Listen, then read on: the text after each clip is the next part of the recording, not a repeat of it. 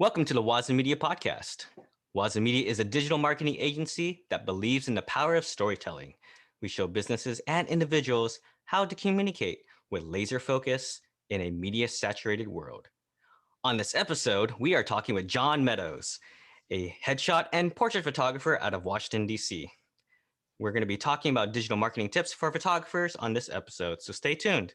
My name is J.R. I am the CEO of WazaMedia. Jon, thanks for coming onto the show today. Hey JR, how are you? Good, good. This weather's been kind of crazy lately. It has been. It's the biggest snowstorm since 2 years ago, I guess. So our 3.5-year-old has never seen this much snow. We built a snowman over the weekend, just outside in our backyard, and unfortunately, this morning, while I was telling the kids, "Hey, go see if our snowman is out there," right when that happened, our two kids saw another two kids come up and like John Cena elbow smashed him. That's too bad. I Yeah, built it was. It was a 1 foot snowman for Willow, and she immediately smashed it and threw one of the balls against the tree. So I don't know. She's into Frozen, so I thought she'd be really excited about the snowman, but maybe without the carrot, it's not as exciting. Well, my son ate the our snowman's nose, which was a carrot. It was a baby carrot, so I not too didn't have much out of there. carrots. I was trying to manage the 1.5-year-old and the 3.5-year-old while my wife was inside with the baby, along with the Sony snapping pictures, and the 1.5-year-old wouldn't take a step, so had to carry him. But fun times, right? Fun Yeah, times with the family. it is fun. Yeah. So, Jon, today we're talking about digital marketing tips for photographers. But before we do that, because we believe in the power of storytelling, I would like you to tell a little bit about your story. Sure. I was very boring, including hobbies. I wasn't a video gamer or anything through 10th grade. But in 11th grade, I went to this school that really challenged me, and I ended 11th grade wanting to be a lawyer for a while, like decades as a lawyer, and then decades as an elected official. So it changed my life, and followed that through a master's degree at Oxford, and went and did paralegal work for 6 months in New York City, where I met my wife. She wasn't my wife at the time when I met her, but she would be, and I knew she would be like fairly quickly. And so I was going to be getting married sooner than I thought, and I was not enjoying the paralegal work in Manhattan.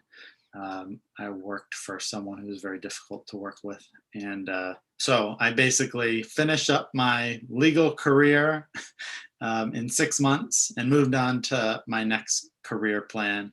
I did 4 statewide campaigns, 3 of which were in communications. We lost all of them. And then I had communications experience. So I moved here to DC, worked on the Hill for 2 years. My boss lost re-election in the House the first chance he got, which meant there was no job for me. I used all that experience and got into a nonprofit in the political education, civic education space. And things started off going really well. And then I don't know what happened, but it started going not so well. So 15 months after they hired me, they fired me. And that is the best thing that happened to me professionally. I was getting very into headshot photography. I had an awesome mentor, and I was getting good, and I was earning money. I was doing the side hustle, side business, just for some extra cash. I didn't have any significant money goals. I just was getting good, and people were asking, so I started charging. And so March of 2018, I went full time as a headshot specialist. That was all I did at the time, and it went well. I was quickly able to get the business up and running, and earning enough to scrape by for my family in those first several months. And I've been doing that since then. I've started adding portraits. I added a new brand. So headshots are marketing tools for us to earn more money. And then for me, portraits are images to cherish for our family. They're not to make money. So I have high-end headshots and high-end portraits in DC now. And I have to say, it's been great to know you the last couple of years. We first met in person at this awesome cafe in DC. It was like late summer or early fall of 2018 when I moved back to America from Germany. So Pete's it's Diner. been A lot of political stuff goes down there because it's right across the street from the Capitol. that's right. And and then I remember you led a couple events here in the local area for photographers. So I have to thank you again for bringing the headshot community and just photographers in the DC area together. So I think that's really awesome that you're doing that. Thanks. Yeah. If you, I think it's true for a lot of disciplines. I think it's definitely true for photography. Um, if you have the right mindset, you can help your fellow photographers in your market who may get leads from the same people. But if you're working hard, there's enough leads to go around. Today, we're going to talk a little bit more about digital marketing tips for photographers. And you mentioned that headshots are is a service that you do to help people get to make more money. But there's also the part in as a photographer, how do you make more money on that? So there's a couple items we're going to go through today. We're gonna ebb and flow in a conversation wise. So Jon, I'm gonna spit out some things that I observed for what you've done, and I'd like you to elaborate more on it. Does that sound good to you? Yeah, that sounds great. So, Jon, I want to talk to you about the importance of showing behind the scenes content as photographers. Mostly some of the things that we do, we like to post our best work, what happens in front of the camera. But what are your thoughts about showing the things that go behind the camera? Well, I provide an awesome experience for my clients, and I found it difficult to really explain what that's like. People love it when they come in, but I face people not knowing that it's going to be that great when they book. So I've coined a term, facial expression coaching. I'm a facial expression coach. I kind of own that term as best as I can. I heard what clients were saying, and it's a pain point for them that my last headshot session was just awkward and I didn't like any of the pictures and the person just told me to smile. So I coined that term and that is all over my social media. I don't really ever introduce myself as a headshot photographer. I'm always a headshot photographer and facial expression coach. So behind the scenes lets me show a glimpse into the session. Um, it would be weird for me to tell a client, like I might tell you that you should give me a look like you're wearing a very tight set of leather pants. That's like, they're like, okay, that's weird, but it can be awesome in a session. So I'd rather just show it. I One of the first ones I did, and I want to do a lot more in 2021, was actually from my webcam. I had my webcam recording. So I had the video of me shooting the guy with the line I fed him or the coaching I did. I can't quite remember. And then he came around, he saw my computer and he was like, dude, that's me. Like, that was gold. I mean, that's gold. That's so much better than saying like someone, one of my clients was really surprised that that was him because he looked so good. It's so much better to see the guy like, dude, wow, look at that.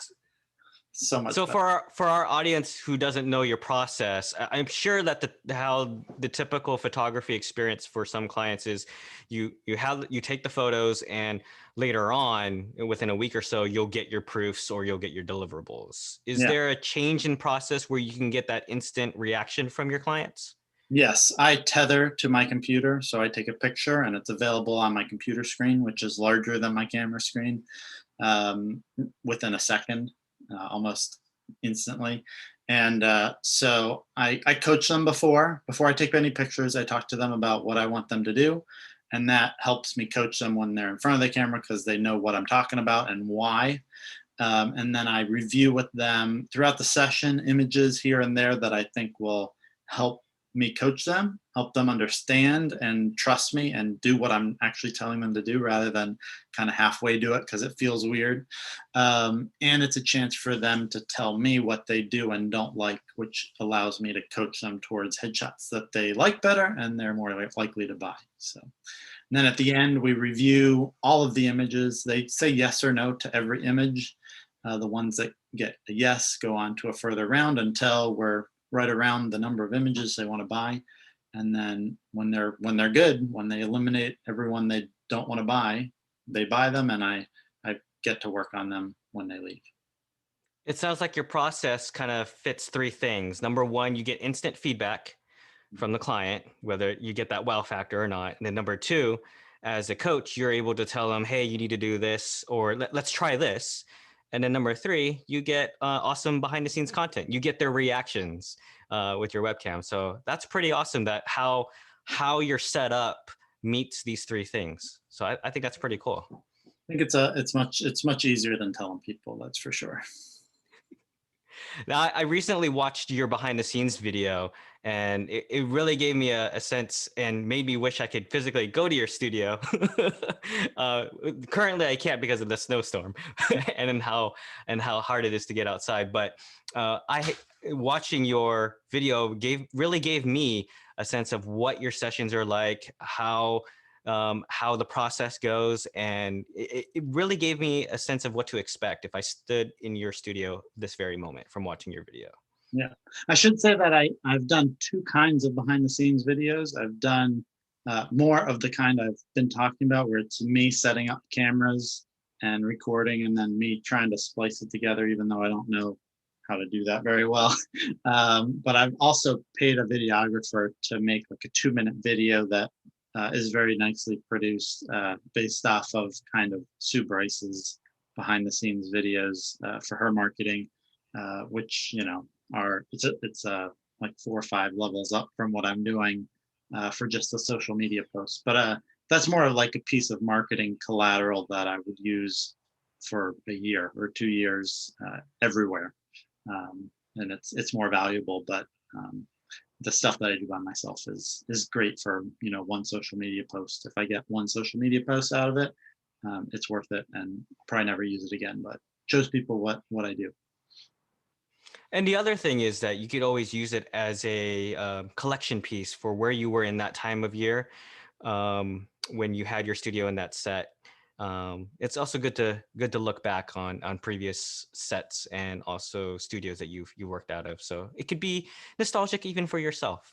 Sure, maybe it'll end up in a mashup sometime in 20 years. John, I want to talk about your favorite platform that you use for social media as a photographer. Um, Tell me more about how you're using LinkedIn in order to connect with people as a photographer.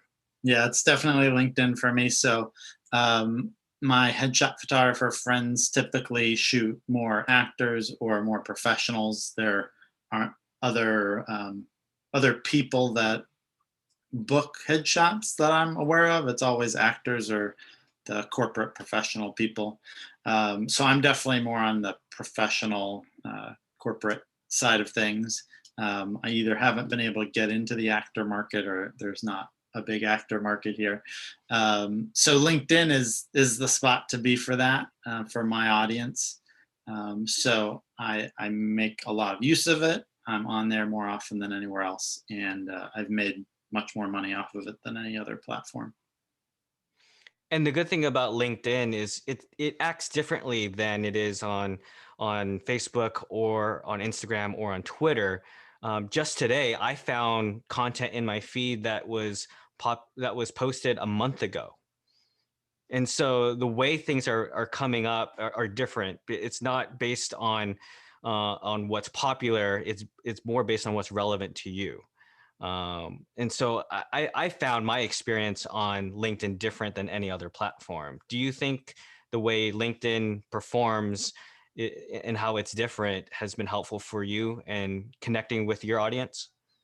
I feel like it's somewhat similar audiences, to be honest. But I think of it as people are in a different frame of mind there. They're in a business mindset, which works very well for me, since it's an investment in your brand and helping you make more money. I feel like people are there to learn. People on Facebook aren't on Facebook to learn stuff usually. I feel like they're on there to see some pictures of their family and friends, and they're not serious when they're on Facebook or Instagram. I don't think so. Uh, it's a somewhat different audience, but it's a different mindset that people are in. So if I just forgot your question, you can re-ask. No, we're good. We're good. We're good. Um, the my favorite platform just as of recent is has been Clubhouse, just to listen in. I haven't been as participate. I haven't participated a lot in it, but whenever I see you, John, I always try to jump in on it. Yeah, As thanks. Clubhouse is still pretty hot right now, do you have any takes on how you see Clubhouse being a useful tool for photographers? I mean, I have photographers as a market that I'm trying to reach now. For the longest time, I would just accept any photographers who connected with me or whatever, and I didn't have anything for them. I just figured they wanted to see my pictures as I posted them, and that was about it. But now I've taken on the role of mentor more seriously, and I've written a book, Making Bank with Photography, that's available on Amazon. So I've been on Clubhouse because it's very easy to talk about photography and get a good number of eyeballs. So um, I sold 26 copies of my book last month from leading one room, I think, maybe two rooms, and being around and being a moderator on other people's rooms. Um, it's not a lot of money because the book is very affordable, but it's a lead magnet for me. So I have 3 leads of people who are interested in paying me for one-on-one mentoring from, you know, hours from 1 month of Clubhouse.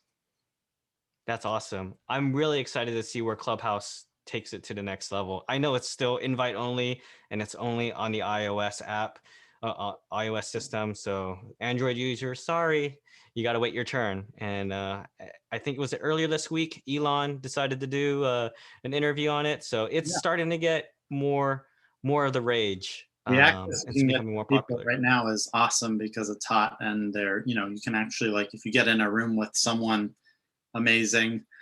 Maybe not Elon Musk amazing, but very notable. If you get in the room early and you raise your hand, you have a shot at like asking them a question where you wouldn't get to otherwise. John, the last thing I want to talk to you about when it comes to marketing tips for digital marketing tips for photographers is posting non-photography content on social media. Now, this may sound crazy and not right at all, but have you found that posting non-photography content has actually worked for you to generate leads or connect with a potential customer? Yeah, absolutely. My public posting is, I haven't broken it down or analyzed it, but I'd say it's like 30% photography stuff, my work or behind the scenes, maybe even less than that. And the rest is other stuff, not having to do with photography. I talk about building a business, talk about maybe some successes or failures I've had in business, mindset stuff I'm big on, some family stuff. But I actually did do one post just asking people, would you be more likely to hire someone on LinkedIn who's an expert and post very useful stuff, marketing tips if they're a marketing person. And that's all they post. They just post stuff that you really appreciate and that helps you with your marketing. Or would you rather do business with someone who does post some good stuff and shows they're an expert, but you get to know them a little bit better as a person too? And I feel like it was like 20% people wanted just the helpful stuff and they don't care about the person. And then 80% was like, we want to know more about you. And I've definitely found that to be true. I mean, the story that sticks out to my mind is that someone who had been following me for a while saw a video I did on the how I make grilled cheese sandwiches. And he saw that and he was like, that made me want to work with you. So it's not all about the photography, actually. People think, oh, well, if I'm great at photography, people will hire me. But people want to know, like, and trust you. And so if you're just talking about your photography, even if you're not selling, I feel like if my opinion is if I just posted my best shots, once a week or twice a week, um, that would feel salesy because you're just talking about what you get paid to do. It's not very interesting, and I don't think it would work as well for me. So Was there anything special you did with the grilled cheese? Did you use like Oh, yeah. $1,000 cheese, or I'm intrigued now. You gotta heat the side that's on the inside first. So heat it without on in the pan without butter. And then you butter the cold side and you flip it and you immediately put multiple kinds of cheese in there. You're already warming the bacon Hmm. bits beside, so that those get hot. It's all about temperature, really.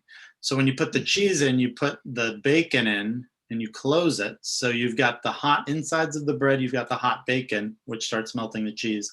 Then you toast the outsides, grill the outsides, and then you're good to go. So I learned something new about grilled cheese today. Thank you, John. that's it. You got to make it all hot. You got to make the cheese melty. Any plans to do grilled cheese version 2.0? No, but my dad just sent me how to make bacon out of pork belly. It's like a 7 or 8 day process, but I'll probably be Ooh. doing that. Yeah, I can imagine it, and I'm salivating right now because that you sounds can. I delicious. guess if you do it yourself, you can cut it as thick as you want too, so or as thin as you want. It's up to you. I'm I am looking forward to that post, John. Yeah, that'll get me a lot of business, I'm sure. Well, John, we talked about some great tips that you've given our audience for photographers about showing behind the scenes content, how you leverage LinkedIn, and also posting non-photography content on social media. And I want to thank you for your time. If someone's looking to get a good headshot, a high-end headshot or a high-end portrait from you, how can they get in touch with you? My website is highendheadshots.com. I'm always on LinkedIn, so just look me up, Jon Meadows. And if you're a photographer, you can find my book, Making Bank with Photography, on Amazon. I run a free Facebook group that's fairly new. It's called Making Bank with Photography. Just look it up, join. It's aimed at people who are looking to go full time with headshots or have just started their business and need to get up and running quickly. Awesome, John. And is there anything else you'd like to add? No, I think we covered some good stuff. LinkedIn is like, if you invest in LinkedIn and you do it thoughtfully, I think it's a great place for photographers who work with professionals. Awesome, John. I'm looking forward to our next meetup.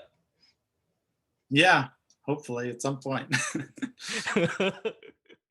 Thanks for watching our video. If you want to learn more about WazaMedia, go to our main channel over here. And if you want to see more podcast episodes, go over here. See you next time.